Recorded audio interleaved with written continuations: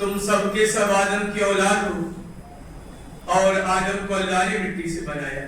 یہ پہلا رشتہ ہے انسانیت کا رشتہ. دوسرا رشتہ خون کا رشتہ ہوتا ہے, بلڈ ریلیشن جس کو کہتے ہیں. باپ کا بیٹے سے رشتہ, بھائی کا بھائی سے رشتہ, دادا کا پوتے سے رشتہ, ماما کا بہنی سے رشتہ.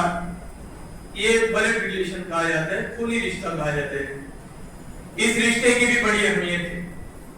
ایک حدیث میں ہے کہ اللہ کے رسول صلی اللہ علیہ وسلم نے فرمایا کہ خونی رشتوں کو توڑنے والا لا يدخل الجنہ قاطع رحم, وہ کبھی جنت میں نہیں جائے گا.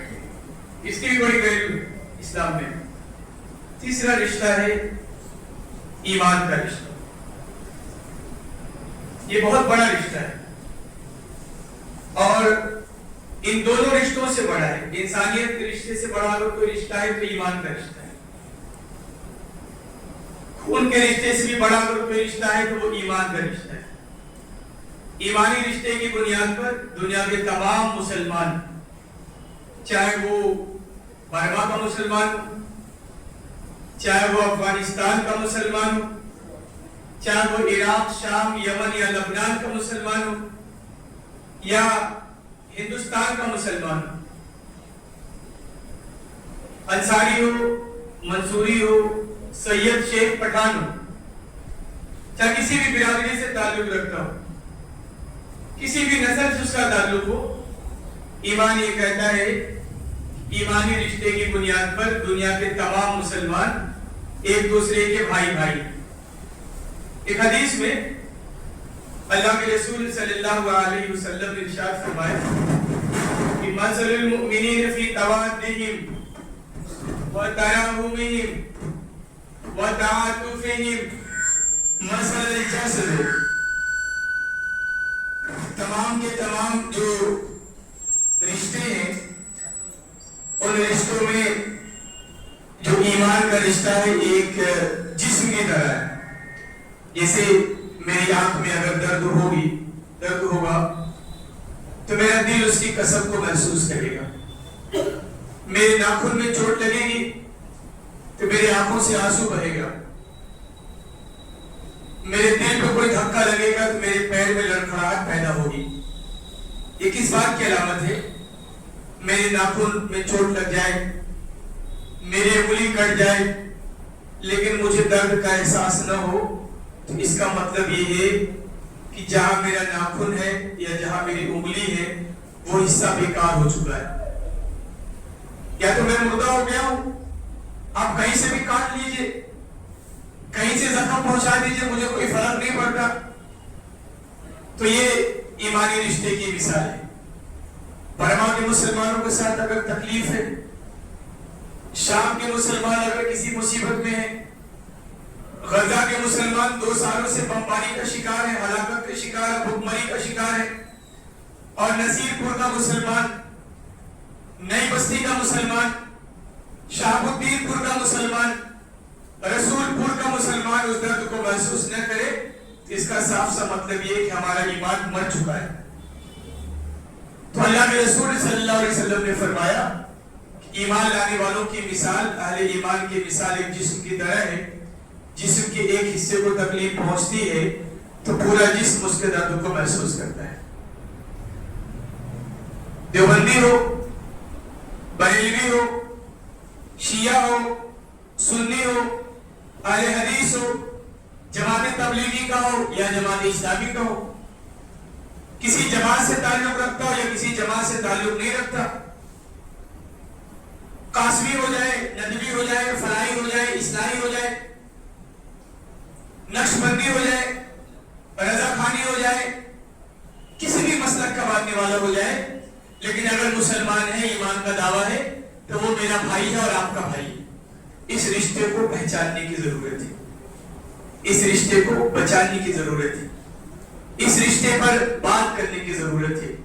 یہ ایمان کا رشتہ کتنا اہم رشتہ ہوتا ہے اور ایک مسلمان کی عزت کتنی بلند ترین حیثیت رکھتی ہے, شاید اس کا اندازہ آپ کو نہیں. یا ان لوگوں کو نہیں ہے جو کسی مسلمان کی عزت نہیں کرتے. آج ہمارا المیہ کیا ہے؟ میں اپنے بارے میں بتاؤں, آپ اپنے بارے میں جانیں. میں آپ کے بارے میں خدا کی قسم نہیں جانتا, اپنے بارے میں جانتا ہوں.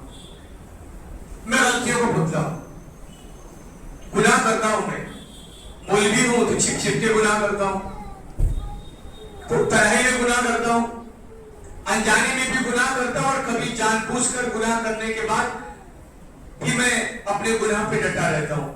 تو جان بوجھ کر بھی مجھ سے گناہ ہوتا ہے, انجانے میں بھی مجھ سے گناہ ہوتا ہے. گناہ کرنا یہ کوئی عیب نہیں, گناہ کرنا یہ کوئی عیب نہیں. انسان ہے تو گناہ کریں گے ہم, فرشتے تو ہے نہیں. ایک حدیث میں اللہ کے رسول صلی اللہ علیہ وسلم نے فرمایا کہ والذی نفسی بیدہ لو لم تذنبوا لذهب اللہ تعالی بکم. قسم ہے اس ذات کی جس کے قبضے میں میری جان ہے, اگر تم گناہ نہیں کرو گے, لو لم تذنبوا, اگر تم گناہ نہیں کرو گے, تم پاپ نہیں کرو گے, تم اللہ کی نافرمانی نہیں کرو گے, تو لذهب اللہ تعالی بکم, پھر یہ زمین تمہارے رہنے کی جگہ نہیں ہے, تم جنتی ہو, تم جنت میں جا کے رہو, اللہ تمہیں بلا لے گا. تم تو فرشتے ہو گئے, بے گناہ نہیں کر رہے ہیں آپ, تو آپ فرشتے ہیں, فرشتے گناہ نہیں کرتے, اور فرشتے دنیا میں نہیں رہتے, وہ اللہ کے جناب اللہ کے بارگاہ میں رہتے ہیں. تو لذهب اللہ تعالی بکم, اللہ آپ کو بلا لے گا. وَلَجَاءَ بِقَوْمٍ يُذْنِبُونَ, اور پھر ایسے لوگوں کو دنیا میں بھیجے گا جو گناہ کرنے والے ہوں گے, غلطی کرنے والے ہوں گے, مکاری کرنے والے ہوں گے, بیماریاں کرنے والے ہوں گے, اللہ کی نافرمانیاں کرنے والے ہوں گے. وَلَجَاءَ بِقَوْمٍ يُذْنِبُونَ, اللہ گنہگاروں کو دنیا میں بھیجے گا, لیکن ان کی کوالٹی کیا ہوگی جو اللہ کو بڑی پسند آئے گی؟ فَيَسْتَغْفِرُونَ اللَّهَ تَعَالَى, جب وہ گناہ کریں گے, بیماریاں کریں گے, اللہ کی نافرمانی کریں گے, تو اللہ سے ڈر جائیں گے. یہ احساس پیدا ہوگا کہ کوئی دیکھے نہ دیکھے, اللہ دیکھ رہا ہے. کوئی پکڑے نہ پکڑے, اللہ پکڑ لے گا. کوئی حساب کرے نہ کرے, اللہ حساب کرنے کے لیے کافی ہے. تو اللہ سے توبہ کریں گے, اللہ سے معافی مانگیں گے, اللہ سے استغفار کریں گے, اللہ کے سامنے دو قطرے آنسو کے بہا لیں گے, اور اللہ پاک اتنا خوش ہوگا فَيَسْتَغْفِرُونَ اللَّهَ تَعَالَى فَيَغْفِرَ لَهُمْ, اللہ اپنے گناہوں کو معاف کر دے گا. کتنی بڑی بات ہے نا. تو گناہ کرنا یہ تو انسان کی فطرت ہے. ابھی میں نے بتایا حدیث کے حوالے سے, گناہ سے آپ بچ نہیں پائیں گے. تو گناہ اگر میں نے کر دیا, یا گناہ آپ نے کر دیا, بیماری میں نے کر دی یا آپ نے کر دی, تو میری بیماریوں کے بارے میں اللہ پاک کا کیا مزاج ہے؟ میں نے چوری کی, اللہ نے میرے ہاتھ کاٹ دیے. میں نے زناکاری کی, اللہ نے مجھے رسوا کر دیا. میں نے بدکاری کی, اللہ نے مجھے فوراً پکڑا. میں نے کسی فحش فلم کو دیکھا, اللہ نے مجھے اندھا کر دیا. میں نے کسی کی زمین ہڑپ کر لی, اللہ نے آسمان سے بجلی گرا کے مجھے ہلاک کر دیا. ایسا تو نہیں ہوتا. کبھی ایسا دیکھا آپ نے؟ کبھی ایسا دنیا میں سنا آپ نے؟ یہ اللہ کو اصول ہے ہی نہیں. اللہ پاک انتظار کرتا ہے, اللہ پاک مہلت دیتا ہے کہ میرا یہ بندہ جس نے جوانی میں گناہ کیا, ہو سکتا ہے کہ 20 سال کے بعد معافی مانگ لے. اتنی مہلت دیتا ہے وہ, اور میں اس کے گناہوں کو معاف فرما دوں. بڑی مشہور روایت ہے کہ جب بندہ نیکی کا کام کرنے کی ارادہ کرتا ہے, اللہ کا کرم دیکھیے, بندوں کے ساتھ اس کی شفقت دیکھیے. میں نے ارادہ کیا ہے کہ آج میں کسی بیوہ کی, کسی یتیم کے سر پہ شفقت سے ہاتھ پھیروں گا. میرا ارادہ ہے آج میں جمعے کی نماز کے بعد جا کر ایک پنچایت میں بیٹھ کر تو جھگڑنے والے بھائیوں کے درمیان صلح کراؤں گا. میرا ارادہ ہے. میں نے ارادہ کیا, اللہ نے میرے ارادے پہ فوراً نیکی لکھ دی, مجھے نیکی مل گئی. میں نے وہ کام نہیں کیا تو بھی وہ نیکی اللہ تعالیٰ واپس نہیں لے گا. ارادے پہ اللہ نیکیاں دیتا ہے.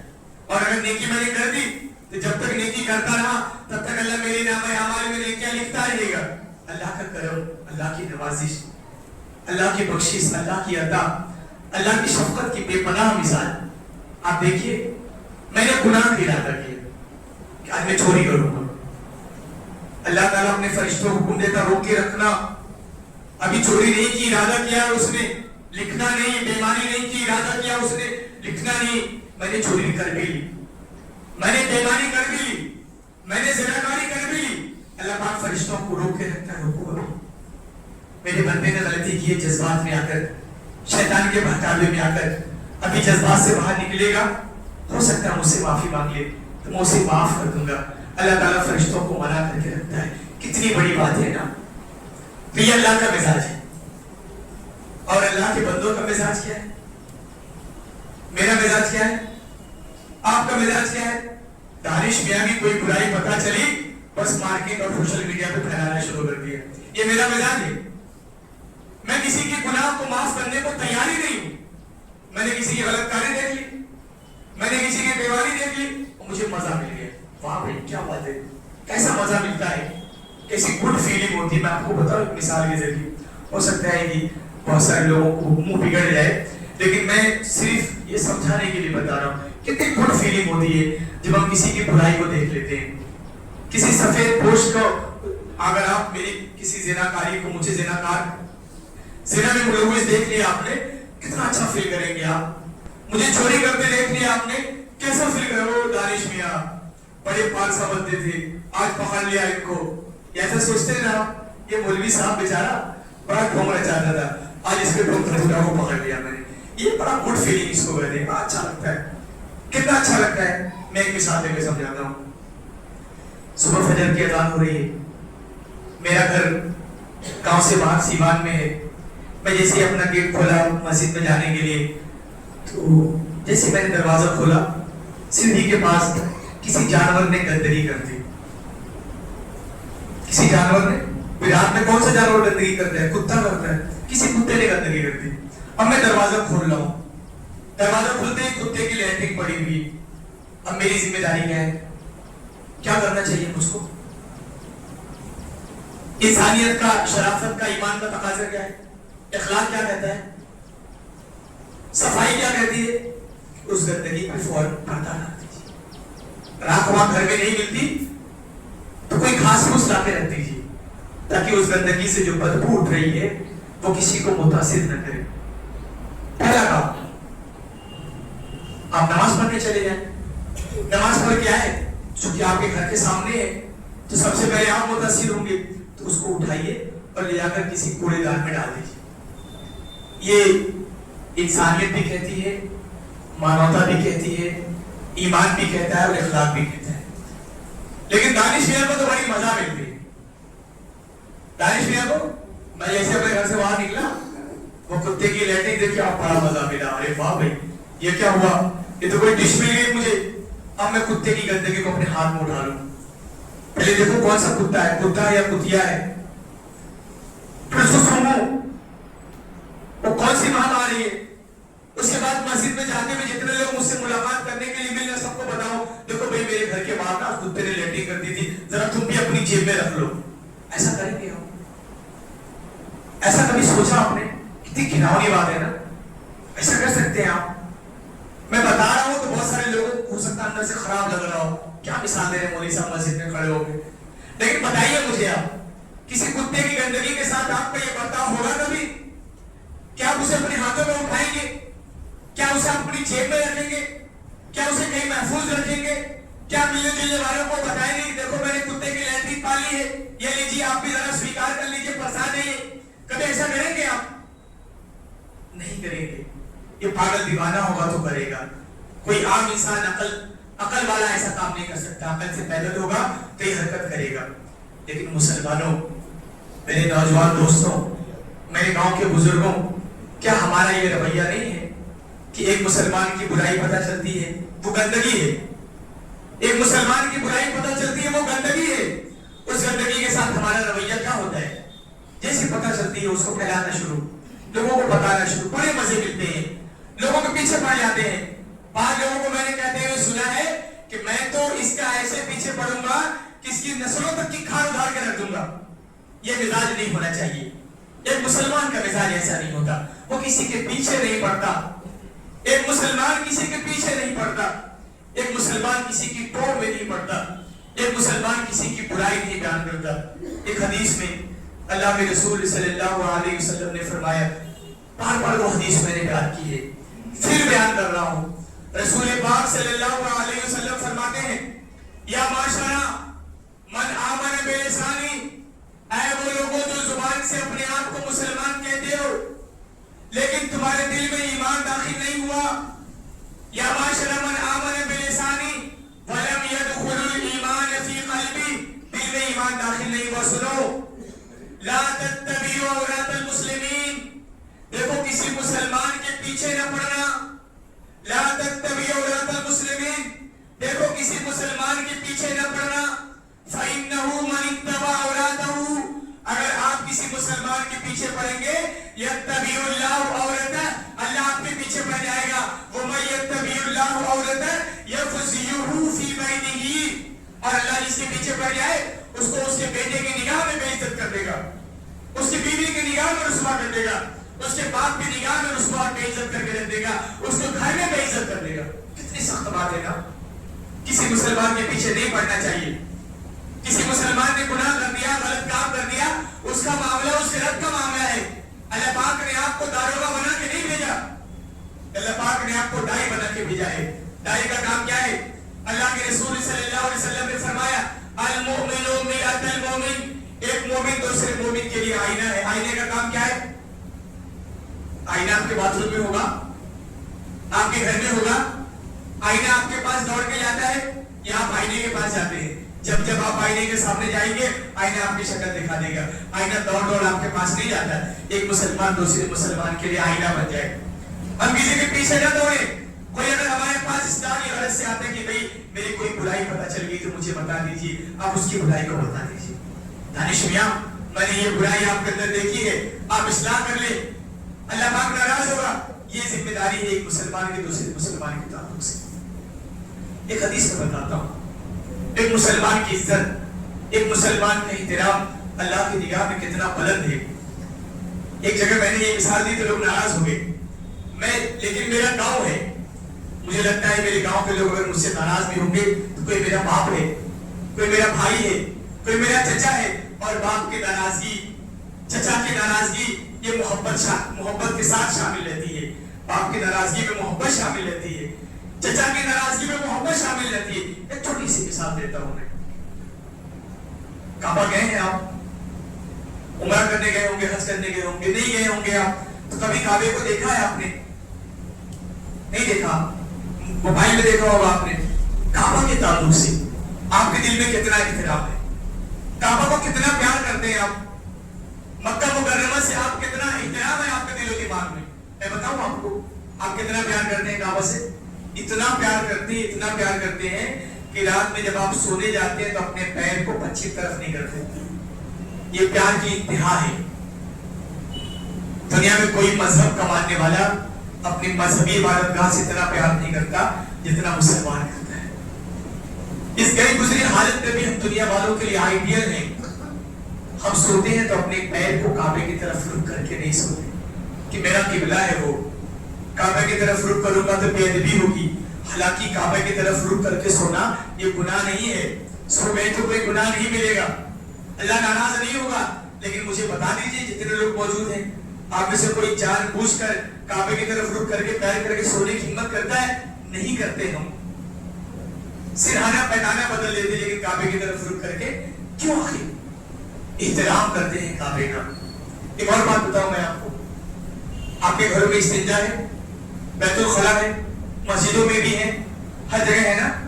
आपके बैतुल खला का रुख किधर होता है? पूरा पश्चिम होता है या उत्तर दक्षिण होता है? क्यों आखिर आप पूरा पश्चिम नहीं करते? आप जब पेशाब करने जाते हैं किसी सीवान में तो आप किधर रुक करके पेशाब करते हैं? पश्चिम तरफ करके पेशाब करने की हिम्मत है आपके अंदर? कभी किया आपने जानबूझ के? इल्ला है कि कोई मजबूरी हो, ट्रेन में हो, कि फंस गए, किबले का पता ही नहीं चला, इल्ला है कि कोई मजबूरी हो जाए।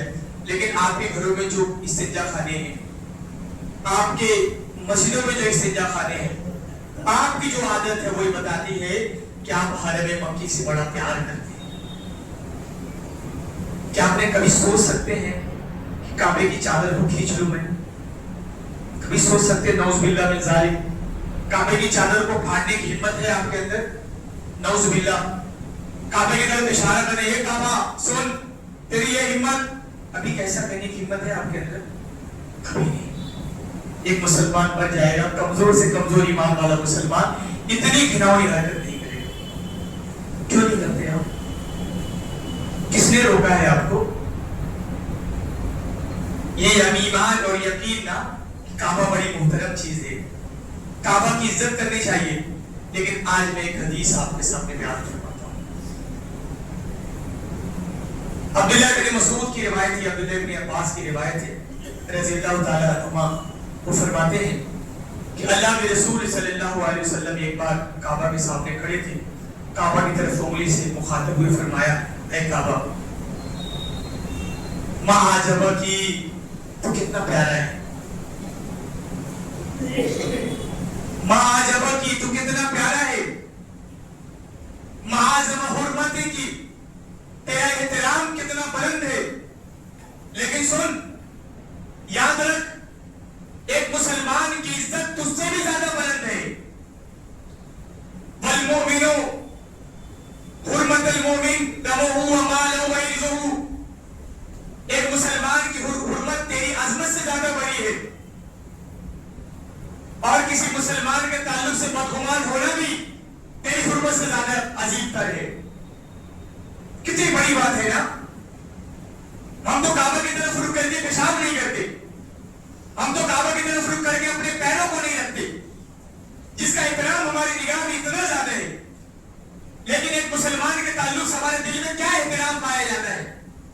ایک مسلمان کو بے عزت کرنا, ایک مسلمان کو رسوا کرنا, ایک مسلمان کی ٹانگ کھینچنے کی بات کرنا, ایک مسلمان کو دوسرے علاقوں میں جا کر اسے بے عزت کرنے کی کوشش کرنا, یہ کتنا گھناؤنا اور کتنا حرام کام ہے, آپ تصور نہیں کر سکتے. آپ کعبے کی چادر کو پھاڑ دیجیے ایک طرف, اور ایک مسلمان کی ٹوپی کو اچھال دیجیے دوسری طرف. ایک مسلمان کی عزت کعبے کی عزت سے بڑی ہوئی ہے. یہ بات ہر مسلمان کو یاد رکھنے کی ضرورت ہے. لوگ کہتے ہیں, ہمارے سنا بھی ہے, ارے کتنا معاف کریں آپ, حد ہو گئی, جب دیکھو تب, جب دیکھو تب, ارے کوئی حد بھی ہوتی ہے, کتنا معاف کیا جائے, ہم کوئی ولی نہیں ہے, ہم کوئی پیغمبر نہیں ہے, ہم کوئی رسول نہیں ہے, ہم سے معاف نہیں ہوتا. میں آپ سے پوچھتا ہوں, ایک مسلمان کی گناہ کو دن میں کتنی بار معاف کیا جا سکتا ہے؟ ایک دن میں کتنی بار آپ ایک مسلمان کی غلطی کو نظر انداز کر سکتے؟ جانے تو مسلمان ہے, کوئی بات نہیں, نظر انداز کر دیجیے, اللہ اسے ہدایت کی توفیق دے گا. اسے سارے عام رسوا نہیں کرنا, پبلک فگر پہ جا کر اس کو بے عزت نہیں کرنا, اس کی عزت کو تار تار نہیں کرنا. اسے آپ اپنے آپ کو کتنا بچاتے ہیں؟ ایک دن میں کتنی بار کہتے ہیں نا, کتنا معاف کریں یار, ہو بھائی. ایک روایت ہے, ایک صحابی اللہ کے رسول صلی اللہ علیہ وسلم کے پاس آئے کہ یا رسول اللہ صلی اللہ علیہ وسلم, ایک میرا نوکر چاکر ہے, میرا غلام ہے, میرا کام کرتا ہے, وہ اسے بڑی اچھی ٹیوننگ ہے, لیکن بڑا ناکارہ ہے, بڑی غلطیاں کرتا ہے, بہت غلطیاں کرتا ہے. آپ مجھے بتائیے, میں ایک دن میں کتنی بار اس کے گناہوں کو معاف کروں؟ ایک دن میں کتنی بار معاف کروں اس کے گناہوں کو؟ مجھ سے برداشت نہیں ہوتا. اللہ کے رسول صلی اللہ علیہ وسلم نے فرمایا, کل یوم 100 مرہ, اللہ کے بندے ایک دن میں 70 بار, ایک دن میں 100 بار معاف کر دے. بعض روایتوں میں آتے ہیں کل یوم 70 مرہ, ایک دن میں 70 بار اپنے بندے کا, اپنے نوکر کے گناہوں کو معاف فرما دے. یعنی ایک مسلمان کا مزاج کیا ہونا چاہیے؟ دوسرے مسلمان کے تعلق سے غلطیوں پر نظر انداز کرنا. غلطی ہو جاتی ہے, غلطی ہو جاتی ہے, گناہ آدمی کر لیتا ہے, لیکن اگر آپ نے کسی کی غلطی کو جان لیا تو آپ کی ذمہ داری کیا ہے؟ اس پہ پردہ ڈال دیجیے, اس کو رسوا مت کریے. ایک اور حدیث میں بتاتا ہوں, اللہ کے رسول صلی اللہ علیہ وسلم کی بڑی مشہور حدیث ہے, بڑی پیاری حدیث ہے. بھئی میں جنت میں جانا چاہتا ہوں, میری بڑی خواہش ہے, اسی لیے میں نے داڑیاں رکھ لی, اسی لیے میں عالم بن گیا, اسی لیے میں خطبہ دینے چلا جاتا ہوں, نیکی کا کام کرنے چلا جاتا ہوں, جہاں پتا چلتا ہے کہ کوئی نیکی کا کام ہو رہا ہے شامل ہو جاتا ہوں. کیوں؟ آخر جنت مجھے بڑی عزیز لگتی ہے, میں جنت میں جانا چاہتا ہوں اور جہنم میں نہیں جانا چاہتا. آپ سے ایک سوال, آخری سوال کرتا ہوں, کون ہے جو جنت میں جائے گا اور کون ہے جو جہنم میں نہیں جائے گا؟ کون ہے؟ آپ یہاں بیٹھے ہوئے کتنے لوگوں کے بارے میں کہہ سکتے ہیں کہ جنت میں جائے گا؟ میرے بارے میں نہیں. جنت میں نہیں جا سکتا، میری داڑھی مجھے جنت میں نہیں لے کے جائے گی۔ میں جماعت اسلامی سے جڑ گیا، نہیں، ضروری نہیں کہ جماعت اسلامی سے جڑنا یہ مجھے جنت میں لے کے جائے گا۔ میں غیر مسلموں میں دعوت کا کام کرتا ہوں، یہ عمل مجھے جنت میں نہیں لے کے جائے گا، جہنم سے نہیں بچائے گا۔ میری داڑیاں بڑی ہو جائے، میری ٹوپیاں لمبی ہو جائے، میرے کرتے پاجامے چھوٹے بڑے ہو جائے، میں عالم دین مفتی ملا بن جاؤں، یہ مفتی ملا بن جانا مجھے جنت میں نہیں لے کے جائے گا۔ میں حاجی بن جاؤں، نمازی بن جاؤں اور دین داتا بن جاؤں، یہ تمام چیزیں مجھے جہنم سے بچانے والی نہیں ہے۔ آخر جہنم سے کس کو بچایا جائے گا؟ کبھی سوچا آپ نے؟ جب ایک مولوی جہنم میں سے نہیں بچ سکتا، جنت میں نہیں جا سکتا، اس کا علم اسے جنت میں نہیں لے کے جائے گا، تو آخر کون سی چیز ہے، کون سی کوالٹی جو میرے اندر پیدا ہو جائے اور آپ کے اندر پیدا ہو جائے تو آپ جنتی ہیں؟ وہ سننے کی ضرورت ہے، لکھ کر مسجدوں میں لٹکانے کی ضرورت ہے۔ اللہ کے رسول صلی اللہ علیہ وسلم نے فرمایا، الا اخبرکم بمن تحرم علی النار، مسلمانوں میں کیا تمہیں نہ بتاؤں کہ جہنم کس پر حرام ہے؟ وہ بمن یحرم علی النار، اور کون جہنم میں نہیں جائے گا؟ سنو، کیا میں تمہیں نہ بتاؤں؟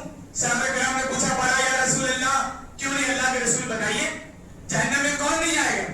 تو اللہ کے رسول نے فرمایا، علی کل قریب، وہ آدمی جس کے اندر کوالٹی ہو کہ وہ لوگوں سے مل جل کے رہتا ہو، ہر تیسرے میں دشمنی پہ آبادہ نہ ہو، مل جل کر رہنے والے جنت میں جائے گا، رشتوں کی پرواہ کرنے والے جنت میں جائے گا۔